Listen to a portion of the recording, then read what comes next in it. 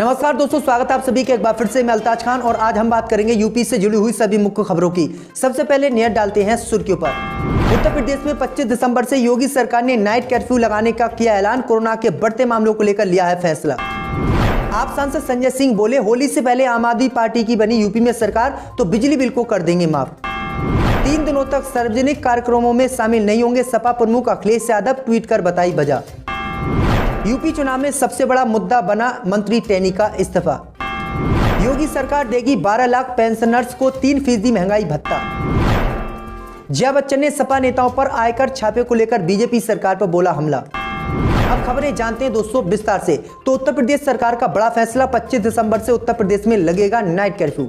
जी दोस्तों, आपको बता दें कि कोरोना के बढ़ते मामलों के बीच यूपी सरकार ने बड़ी घोषणा आज की है। दरअसल आपको बता दें कि यूपी में 25 दिसंबर से रात 11 बजे से सुबह 5 बजे तक नाइट कर्फ्यू लगाया जाएगा। योगी सरकार ने इसका ऐलान आज कर दिया है। उल्लंघन करने वालों पर बड़ी कार्रवाई की जाएगी। वहीं शादी विवाह आदि सार्वजनिक आयोजनों में कोविड प्रोटोकॉल के साथ अधिकतम 200 लोगों के भागीदारी की अनुमति दी गई है। आयोजनकर्ता इसकी सूचना स्थानीय प्रशासन को देंगे। बता दें कि उत्तर प्रदेश में पिछले 24 घंटों में 49 नए कोरोना के मामलों की पुष्टि हुई है। इसी अवधि के दौरान 12 लोगों ने कोविड-19 से जंग भी जीती है। फिलहाल प्रदेश में कुल एक्टिव कोविड मामलों की संख्या 266 है, जबकि यहां अब तक 16 लाख से ज्यादा मरीज कोरोना को हरा चुके हैं। राज्य के 37 जिलों में एक भी कोरोना का मरीज नहीं है और इसी को लेकर योगी सरकार ने 25 दिसंबर से नाइट कर्फ्यू लगाने का उत्तर प्रदेश में ऐलान कर दिया है।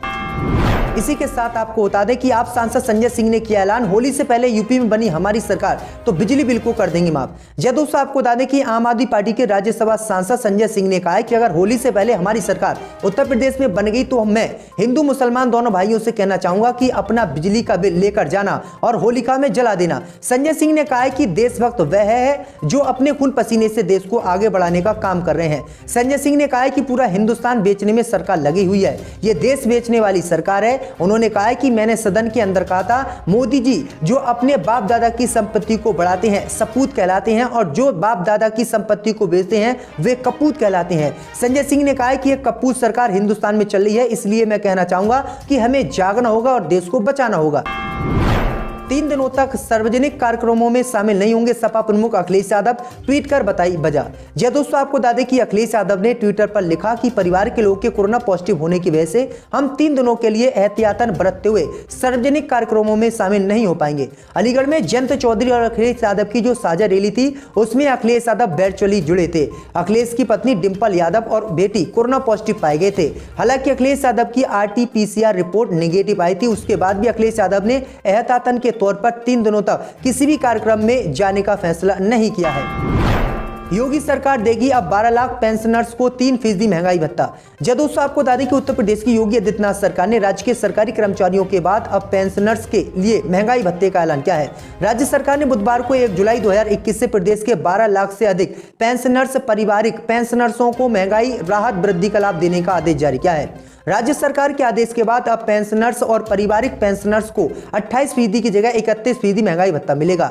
जानकारी के मुताबिक राज्य सरकार का ये आदेश उच्च न्यायालयों के न्यायाधीशों, स्थानीय निकायों के सेवकों और सार्वजनिक उपक्रमों आदि पर लागू नहीं होगा। क्रिसमस न्यू ईयर का जश्न, ओमिक्रॉन की दहशत, सीएम योगी आदित्यनाथ ने जारी किया आदेश। जय दोस्तों, आपको बता दें कि क्रिसमस और न्यू ईयर के जश्न को देखते हुए सीएम योगी आदित्यनाथ ने कोरोना संक्रमण के प्रसार के मद्देनजर प्रदेश में सख्ती बढ़ाने के निर्देश दिए हैं। सीएम योगी आदित्यनाथ ने कहा है कि संक्रमण को मात देने के लिए सावधानी जरूरी है। ऐसे में सार्वजनिक स्थानों जैसे मॉल, सिनेमाघर, होटल, कैफे व भीड़ भाड़ वाली जगहों पर अधिक सावधानी बरती जाएगी। क्रिसमस और न्यू ईयर के जश्न में आयोजित होने वाली पार्टियों में कोरोना गाइडलाइन, सोशल डिस्टेंसिंग और मास्क अनिवार्य होगा। कोरोना के डेल्टा व ओमिक्रॉन वेरिएंट को ध्यान में रखते हुए प्रदेश के सभी जिला अधिकारियों को अलर्ट भी जारी किया जा चुका है। समाजवादी परफ्यूम लॉन्च करने वालों पर इत्र व्यापारी के आवास पर इनकम टैक्स की रेड। जी दोस्तों, आपको बता दें कि यूपी में आयकर विभाग की टीम एक बार फिर से सक्रिय हो गई है। इनकम टैक्स की कानपुर टीम ने टैक्स चोरी के शक में गुरुवार सुबह इत्र कारोबारी पीयूष जैन के कई दुकानों पर छापेमारी की है। कानपुर शहर के जूही थाना स्थित आनंदपुरी में उनके आवास पर आयकर विभाग के अधिकारी सुबह 7 बजे छापेमारी जारी करने के लिए पहुंच गए। पीयूष जैन के परिवार के पम्मी जैन सपा के नेता हैं, वह सपा के फाइनेंसर भी हैं। वहीं आपको बता दें कि उन्होंने कुछ दिन पहले ही समाजवादी परफ्यूम लॉन्च किया था। इसके बाद से ही वे सरकार के निशाने पर हैं। यूपी चुनाव में सबसे बड़ा मुद्दा बना मंत्री टैनी का इस्तीफा।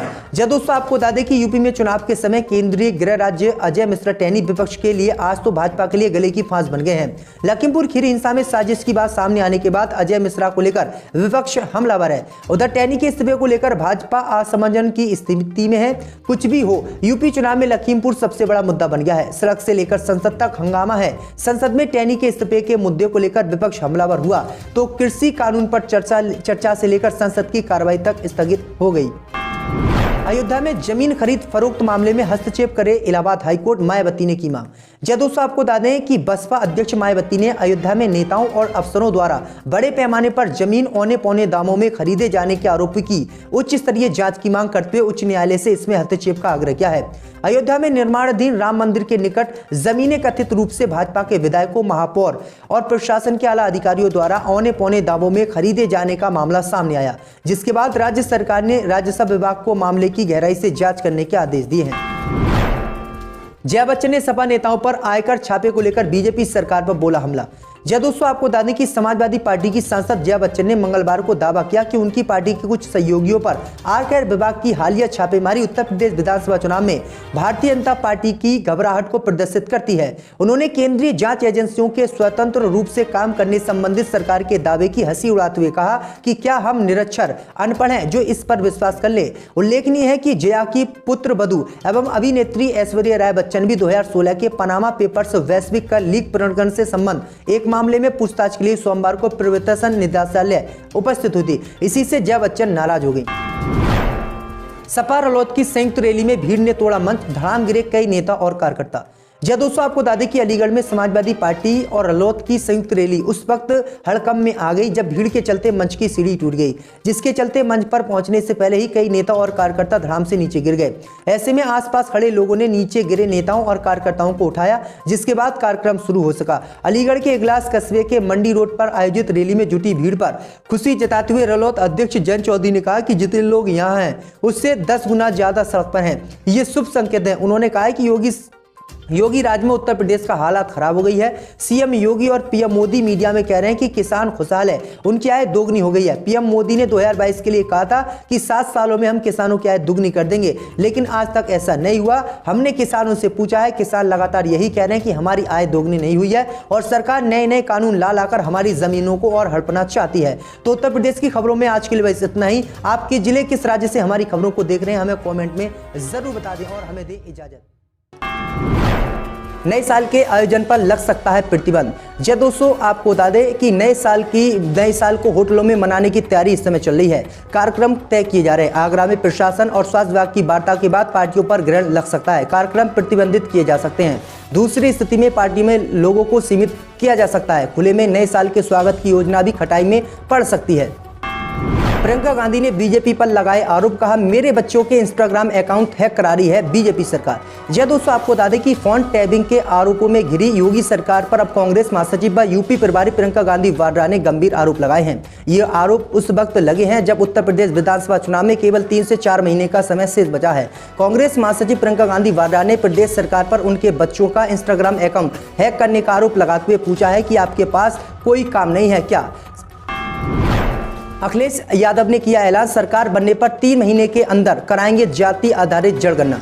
जब दोस्तों आपको बता दें कि सपा अध्यक्ष अखिलेश यादव ने मंगलवार को एक रैली को संबोधित करते हुए कहा है कि उत्तर प्रदेश विधानसभा चुनाव के बाद राज्य में पार्टी की सरकार बनने पर 3 महीने के अंदर जाति आधारित जनगणना कराकर आबादी के हिसाब से सभी को हक और सम्मान दिया जाएगा। अखिलेश ने सीबीआई, आयकर विभाग और प्रवर्तन निदेशालय को भाजपा के प्रकोष्ठ करार दिया है और ये भी दावा किया है कि सपा को मिल रहे जन समर्थन से घबराई भाजपा ने उसको मुकाबला करने के लिए अपने 6 रथ मैदान में उतार दिए हैं, लेकिन वे सपा के रथ को टक्कर नहीं दे पा रहे हैं। यूपी चुनाव को लेकर इंडो नेपाल सीमा पर अलर्ट, पहली बार लगेंगे सीसीटीवी कैमरे। जब दोस्तों आपको बता दें कि विधानसभा चुनाव को लेकर पुलिस किसी भी प्रकार की कोई चूक नहीं करना चाहती है। चुनाव को शांतिपूर्ण और कुशलता संपन्न कराने के लिए पहली बार अंतर्राष्ट्रीय और अंतर्राज्यीय सीमाओं पर पड़ने वालों को बैरियर पर सीसीटीवी कैमरे लगाए जाने के आदेश जारी किए हैं। शासन की पहल पर गोरखपुर जोन की पुलिस ने जोन में 143 सीसीटीवी कैमरे लगवाए जाने के लिए स्थलों को चिन्हित कर अपनी रिपोर्ट भेज दी है। अयोध्या में राम के नाम पर संपत्ति इकट्ठा कर रही है बीजेपी, कांग्रेस ने लगाया आरोप। जय दोस्तों, आपको बता दें कि कांग्रेस ने बीजेपी पर भगवान राम के नाम पर अयोध्या में जमीनों की खरीद बिक्री में धोखाधड़ी करने का आरोप लगाया है।